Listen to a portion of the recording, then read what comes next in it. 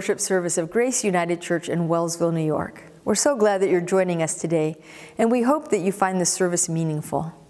We've enjoyed hearing back from a number of you. Thank you for dropping us a note or shooting back an email. If we can be of additional help to you or an encouragement, especially during this time of the Lenten season, please contact us. We're in our second week of Lent, and our theme this year is Full to the Brim. And today we're focusing on some moving words of Jesus. They are tender words found in Luke chapter 13. "O Jerusalem, Jerusalem, the city that kills the prophets and stones God's messengers, how often I have wanted to gather your children together as a hen protects her chicks beneath her wings, but you wouldn't let me." But before we delve into that narrative, I want to tell you a personal story. It happened about this time of year when our children were much younger. One weekend, my girls and I, we had stopped by the feed store to pick up dog food, and lo and behold, we heard chirping. You know how they put baby chicks in those big empty watering troughs with a heat lamp over top of them to keep them warm? Well, that got us to thinking and to talking about what fun it would be to have chickens. Of course, a bonus of having pet chickens is fresh eggs. And so we developed a plan. We casually mentioned it to Mark here and there. And then, when he went on his annual conference to Gatlinburg, we initiated our plan. We popped a little hen house in the backyard and brought home 6 baby chicks. They were a blast. They were so lovely to hold, their soft fluff in your hands. And the sound of their little chirping, there's really nothing like it. And so Mark returned from his trip on Sunday afternoon when we were eating dinner, and Jessica accidentally says, "I'm going to go down and check on the..." And her hand flew up to her mouth. "The what?" Mark asked. "Did y'all get chicks?" I think he might have suspected. I'm sure he wasn't too surprised. We usually did something amazing when he was away. One year we painted and redecorated Alyssa's bedroom. One year we landscaped and planted a bunch of shrubs. Another year we put in a mailbox garden. And another kind of neat year we put in a fish pond. But this year it was even more special. Chicks. We had a lot of fun with our chickens. Our yard was already fenced in, so as they grew, we would sometimes let the chickens free range in the backyard, and then we'd lock them safely away in the evenings. This was Emily Chickenson, and behind her are Charlotte Pecking-Gilman and Gloria Stein-Hen, our 2 other feminist chicks. We liked those chickens. We enjoyed holding them and eating their lovely eggs, and they were a lot of fun to watch as they ambled about the yard. We learned a lot about chickens. Now, Jesus must have known something about chickens too. He understood hens.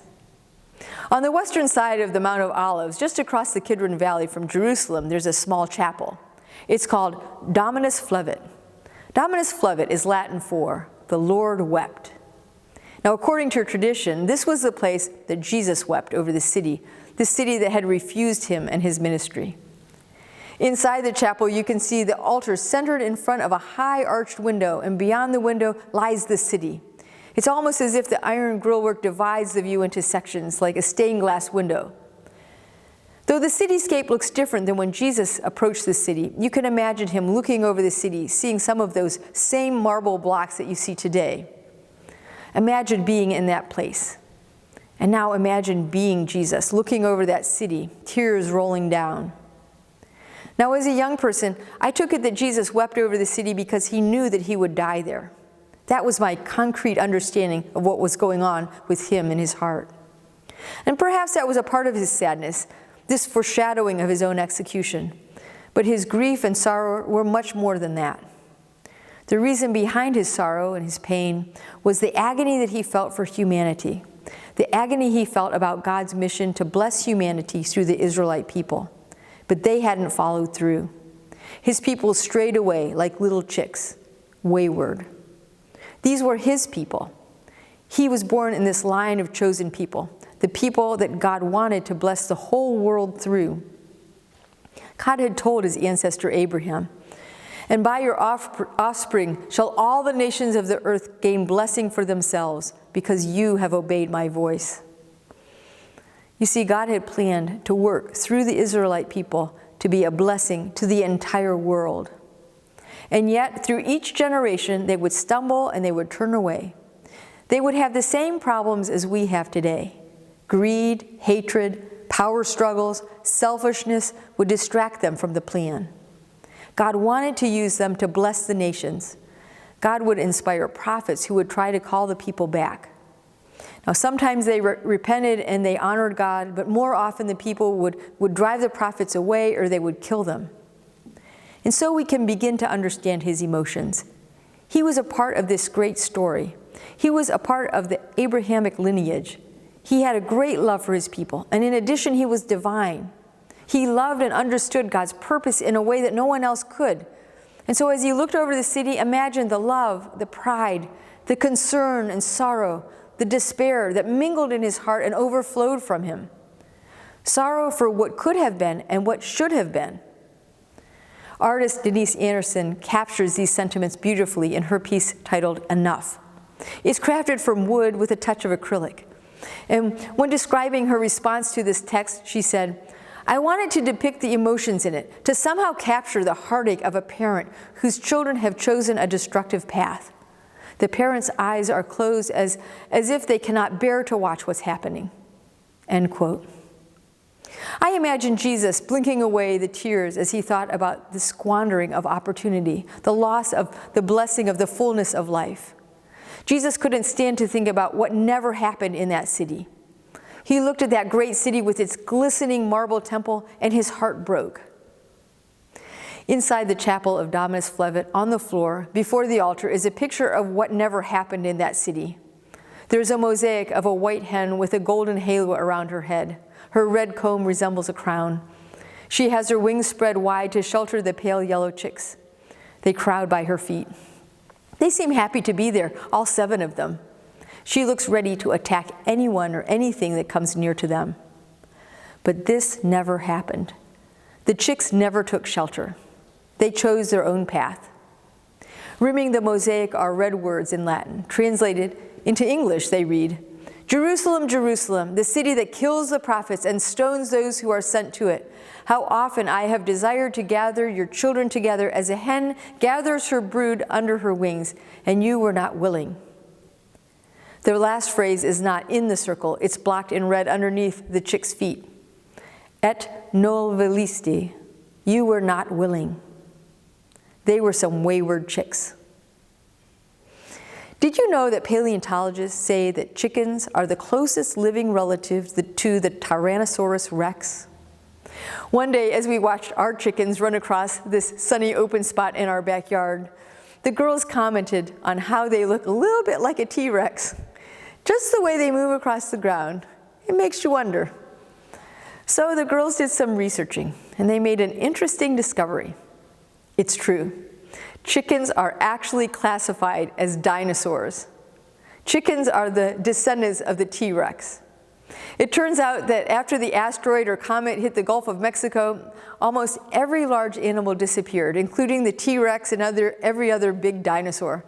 But a small group of these small theropods on southern continents survived, the birds. And these few remaining birds and a few other animals survived, spread across the world, and evolved into the species that we have today. Chickens are distant relatives to this ancient red jungle fowl from Asia. Now, although these little dinosaurs have changed immensely, they continue to have the same problem as their ancestors. They can't do much with their upper limbs. They can't reach things, they can't scoop things up, they can't push things with their arms, they can't hold their offspring to one side while fending off threats, they can't punch. They really can't do much with those limbs. Cartoonists have had a lot of fun with this, especially with T-Rexes. My sister collects cartoons, and she had a couple that she sent to me, and I thought, well, since we're on the topic, I thought I'd share them with you. Standing outside a locked door, the T-Rex realizes, oh no, my keys are in my pocket. Another T-Rex, stretching arms as wide as possible, tries to convey the breadth of his love. I love you this much, he says. That's not very much, she responds. At the dinner table, one T-Rex asks, can you please pass the salt? And the other replies, you know I can't. Then to stop this harassment, an animator offers an out. A button on the wall with a note above it that says, "Push button if you're sick of cartoonists making fun of short T-Rex arms." But the poor T-Rex's arms are too short to reach the button. Now, proportionally, chickens have longer limbs than T-Rexes, but they have no hands. Here's the thing about chickens. They can't gather, they can't scoop up their chicks in their hands or secure them safely in their arms. They can't even carry them to safety with their mouths, like so many other animals could. They may be dinosaurs, but they don't even have fangs or teeth to offer any protection for themselves or their young. They are vulnerable. They are vulnerable to defend themselves. And worse, to protect their progeny, they are wholly dependent upon the chicks seeking safety under their wings. How do they defend themselves from the foxes? Now, a few verses before Jesus referred to the hen and her chicks, Jesus referred to Herod as a fox. Jesus had been teaching about the coming upheaval where the first would be last and the last would be first, and he was interrupted by Pharisees who warned him to flee because Herod wanted to kill him. Jesus responds as if he imagines they'll be reporting back to Herod. He said to them, "Go and tell that fox for me. Listen, I am casting out demons and performing cures today and tomorrow, and on the third day I finish my work." Now, probably Herod would have wanted to be referred to as a lion or a tiger. A fox is weak, sly, and sneaky. But a fox is certainly a threat to chickens, I can tell you that. But like a brave mother hen, Jesus makes it clear that he's not afraid. He has a plan. Luke records that Jesus has set his face toward Jerusalem. Along the way, as he travels toward his ultimate fate, he preaches and teaches and heals. Yet today, tomorrow, and the next day, the third day in Scripture, the number 3, it signifies completeness and points to what is solid and real. On that third day, he would head to Jerusalem. He would complete his mission. Jesus tells them that he won't get away from here. He won't be detoured, but he must get to Jerusalem, for prophets aren't killed outside of Jerusalem. And then it's almost as if saying the word Jerusalem breaks his heart, and he sobs this lament that echoes every prophet's broken heart. Jesus shares one of the most tender images in all of Scripture. "I would have gathered you as a hen gathers her chicks. I would have brought you home from your exile and made you my own, but you would not let me." Bible scholar John Walton says, "The image of God as hen is finally one that lays bare God's vulnerability. When you are the mother hen, all you can do is open your wings wide and gather as many in as you can, but you cannot make the chicks come in, regardless of how open the invitation." Now, we don't often think of God as vulnerable. What an image. A hen who cannot protect her chicks unless they come to her. A hen who may be easily killed in her courageous protection of them. Have you ever loved someone that you could not protect? If so, then you understand the depth of Jesus' lament. You can only open your arms. It's impossible to make anyone come to you, to walk into your protective embrace. In the meantime, you're in this most vulnerable posture in the world, wings spread, heart exposed. But if you wholeheartedly love, then this is what you bravely do. It's a bit curious why Jesus chose a hen, given the number of animals available. Why didn't he choose a mighty eagle like in Exodus? Or what about Hosea's stealthy leopard? How about the proud lion of Judah, who mows down his enemies with a roar? Compared to those animals, a mother hen does not inspire a lot of confidence.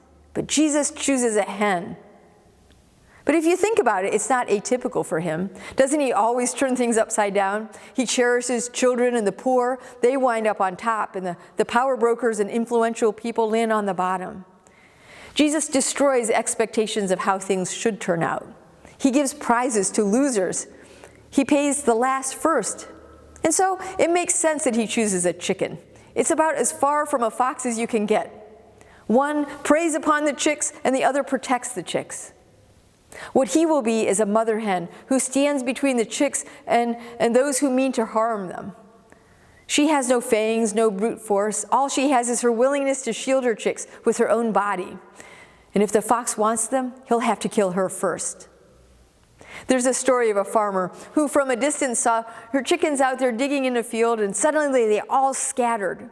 Most of them ran and fluttered their way back to the safety of the chicken coop. She saw the reason why they were running. A fox had scampered in under the fence. The farmer noticed that half a dozen or so baby chicks were out in the open by the coop.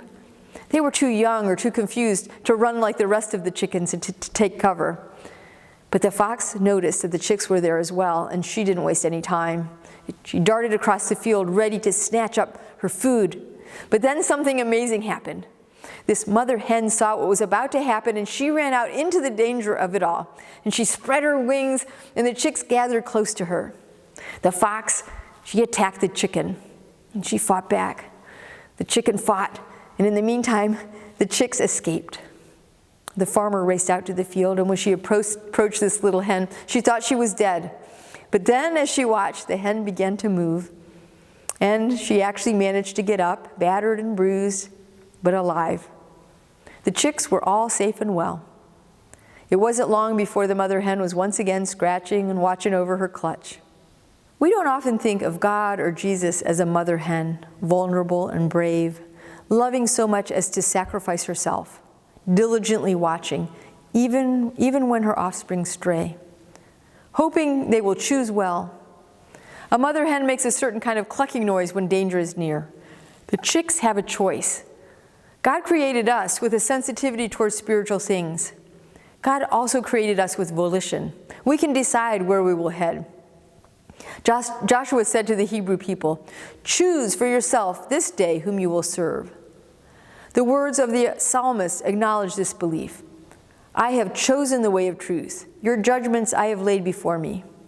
And Jesus referred to Mary and said, "But one thing is needed, and Mary has chosen that good part, which will not be taken from her." We have this remarkable dynamic. The one who gave us life also gave us the power to choose. It involves both tremendous love and sacrifice. The mother hen is the one who stands between the chicks and those who mean to harm them. She has no fangs and no brute force, but she has a willingness to shield her chicks with her own body. We find this dynamic in the story of Jesus. As it turns out, the fox did attack. That fox snuck up on Jesus one night in a garden while all his friends were asleep. When danger approached, they scattered. He died the next day without a single follower, or to follow the analogy, without a single chick beneath his wings. It broke his heart, but it did not change a thing. God did and continues, as always, to love and to offer freedom of choice, freedom to live in the blessing of promise, or freedom to wander. And so we close with a few questions to ponder. Where in our lives and in the life of our church might we return to God, this God who loves us so much, but who is also made vulnerable? This God who can be hurt by our decision-making. How is God calling us? What would God want for us? I wonder what choices that we can make to live in the safety of God's promises. Are we listening for the voice of God? There's a fullness of life under God's wings, a life of meaning, the blessings of purpose and loving relationship with God and others. And so this week, let's go after that fullness. Let's listen even more intently for the gentle voice of God in our lives. Amen. The Lord's my shepherd, I'll not want. He makes me down to lie in pastures green.